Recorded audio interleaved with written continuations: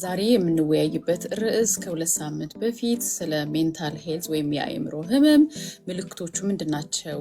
ምን አይነት ምልክት ደግሞ ስናይ ሐኪም እናማክር ወይም ደግሞ እርዳታ እንጠይቅ? ከዛም አልፎ መድኃኒቶቹ ምንድናቸው?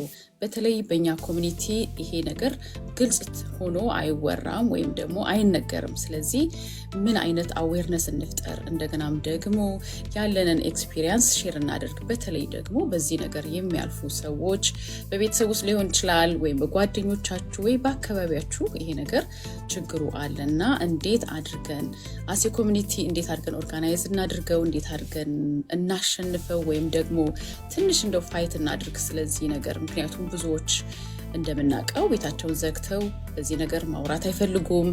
ፋሚሊም ቢሆን በዚህ ነገር ዲስከስ ማድረግ አይፈልግም። ብዙዎቹ ከሃይማኖት ጋር ያያይዙታል፣ ከባህል ጋር ይያያዛልና ሜንታል ሄልዝ እንደማንኛውም